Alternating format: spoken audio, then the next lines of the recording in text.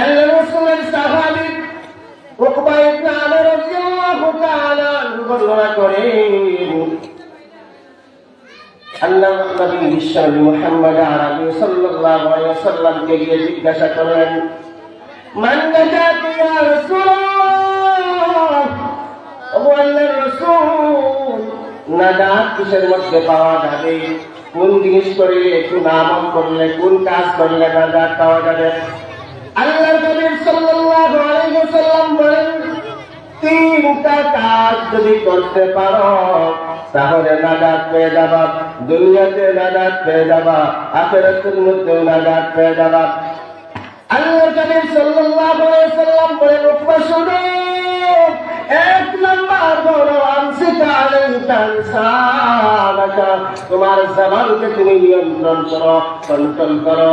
যদি জবানকে নিয়ন্ত্রণ করতে পারো, কন্ট্রোল করতে পারো, তাহলে তুমি নাজাত পেয়ে যাবা। সুবহানাল্লাহ। এই জবানকে নিয়ন্ত্রণ কেমনে করবো?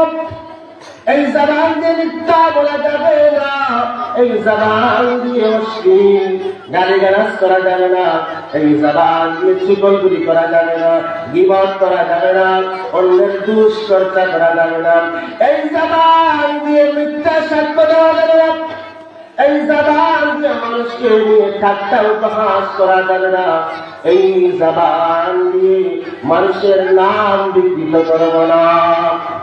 এই জবান খারাপ কোনো কাজের ব্যবহার করবো না, জবানের অপব্যবহার করবো না। যদি জবানের অপব্যবহার না করি, ভালো কাজে ব্যবহার করি, তাহলে নাজাত পেয়ে যাবো। আল্লাহর নবী সাল্লাল্লাহু আলাইহি ওয়াসাল্লাম বলেন, আমসিকা আলাইকা লিসানাকা, এক নাম্বার করো তোমার জবানকে তুমি নিয়ন্ত্রণ করো। জবানকে যদি কন্ট্রোল করতে পারো তাহলে নাজাত পেয়ে যাবা। রাসূল পাক সাল্লাল্লাহু আলাইহি ওয়াসাল্লাম বলেন, ওয়ালিয়াসাকা বাইতুকা, দুই নাম্বার করো তোমার ঘরওয়ালার প্রতি তুমি সন্তুষ্ট হয়ে যাও। ঘরওয়ালার প্রতি যদি তুমি সন্তুষ্ট হয়ে যাও তাহলে তুমি নাজাত পেয়ে যাবা।